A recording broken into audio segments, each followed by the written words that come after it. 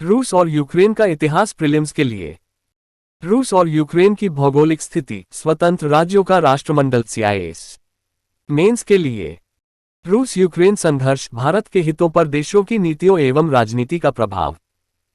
हाल ही में रूस ने यूक्रेन के 2 क्षेत्रों को स्वतंत्र गणराज्यों के रूप में मान्यता दी थी, जो कि अपरिहार्य युद्ध का संकेत था।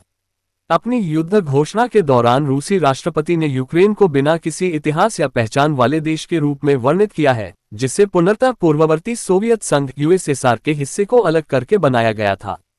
यूक्रेन और रूस सैकड़ों वर्षों से सांस्कृतिक, भाषाई और पारिवारिक संबंध साझा करते रहे हैं। यूक्रेन का प्रारंभिक इतिहास। तकरीबन 1 सहस्राब्दी पूर्व वर्तमान यूक्रेन कीवियाई रूस के केंद्र में था। कीवियाई रूस पूर्वी एवं उत्तरी यूरोप के पूर्वी स्लाव, बाल्टिक और फिनिक लोगों का एक संघ था, जिसकी राजधानी कीव थी।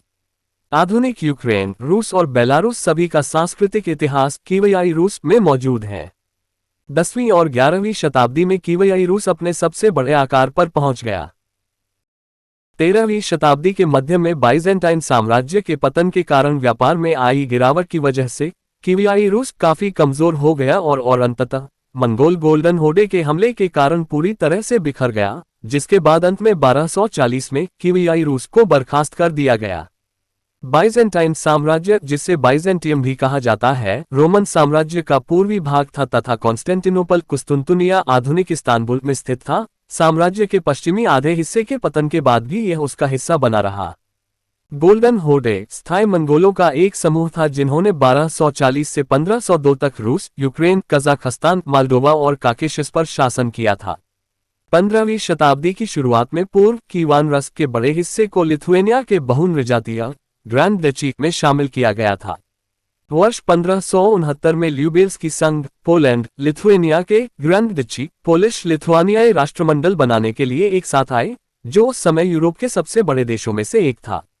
इस घटना के लगभग 1 सदी बाद आधुनिक यूक्रेनी राष्ट्रीय पहचान की शुरुआत का पता लगाया जा सकता है। यूक्रेन। भौगोलिक स्थिति। यूक्रेन पूर्वी यूरोप में स्थित एक देश है।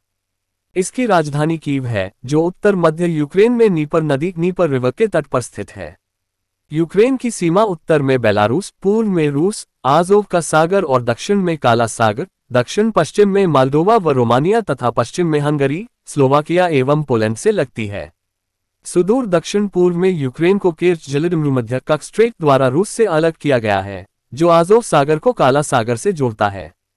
ये रूस के बाद यूरोप का सबसे बड़ा देश है, जिसका क्षेत्रफल 6,03,550 वर्ग किमी या महाद्वीप का लगभग 6% है। जनसांख्यिकी। जुलाई 2021 में यूक्रेन की जनसंख्या 43.7 मिलियन आंकी गई थी। इसमें से 77.8% यूक्रेनी नृजातीयता और 17.3% रूसी नृजातीयता से संबंधित थी। यूक्रेनी और रूसी भाषियों की आबादी क्रमशः 67.5% और 29.6% थी। अर्थव्यवस्था। सकल घरेलू उत्पाद और प्रति व्यक्ति सकल राष्ट्रीय आय के मामले में यूक्रेन यूरोप का सबसे गरीब देश है। यहाँ लौह अयस्क और कोयले के भंडार मौजूद हैं और यह मक्का, सूरजमुखी तेल, लौह उत्पादों और गेहूं का निर्यात करता है। भारत के साथ संबंध। एशिया प्रशांत क्षेत्र में भारत यूक्रेन का सबसे बड़ा निर्यात गंतव्य है। यूक्रेन के सूरजमुखी तेल का प्रमुख निर्यातक भारत है। इसके बाद अकार्बनिक रसायन, लोहा और इस्पात, प्लास्टिक व रसायन है। भारत से यूक्रेन को प्रमुख आयात फार्मास्यूटिकल उत्पाद हैं। यूक्रेन और रूस। 18वीं शताब्दी में रूस की महारानी कैथरीन द ग्रेट 1762-96 ने पूरे जातीय यूक्रेन के क्षेत्र को रूसी साम्राज्य में मिला लिया था। रूसीकरण की ज़ारिस्ट नीति द्वारा यूक्रेनवासी सहित जातीय पहचान और भाषाओं का दमन किया गया। रूसी साम्राज्य के भीतर हालांकि कई यूक्रेनियन समृद्धि और महत्व के पदों पर पहुंच गए तथा बड़ी संख्या में रूस के अन्य हिस्सों में बस गए। प्रथम विश्व युद्ध में 3.5 मिलियन से अधिक यूक्रेनवासियों ने रूसी साम्राज्य के पक्ष में लड़ा तथा एक छोटी संख्या ने ऑस्ट्रो हंगेरियन के साथ ज़ार की सेना के खिलाफ लड़ाई लड़ी। यूक्रेन का यूएसएसआर का हिस्सा बनना। प्रथम विश्व युद्ध के कारण ज़ार साम्राज्य और ओटोमन साम्राज्य दोनों का अंत हो गया। मुख्य रूप से कम्युनिस्ट के नेतृत्व वाले यूक्रेनी राष्ट्रीय आंदोलन का उदय हुआ, जिससे कई छोटे यूक्रेनी राज्य उभरे। वर्ष 1917 की अक्टूबर क्रांति में बोल्शेविकों के सत्ता में आने के कई महीनों बाद एक स्वतंत्र यूक्रेनी पीपुल्स रिपब्लिक की घोषणा की गई, लेकिन सत्ता के विभिन्न दावेदारों के बीच गृहयुद्ध जारी रहा, जिसमें यूक्रेनी गुट, अराजकतावादी, जार साम्राज्य और पोलैंड शामिल थे। वर्ष 1922 में Ukraine Soviet socialist Republic USSR संघ का हिस्सा बन गया। यूएसएसआर के पतन के बाद यूक्रेन की स्थिति वर्ष 1991 में यूएसएसआर को समाप्त कर दिया गया था।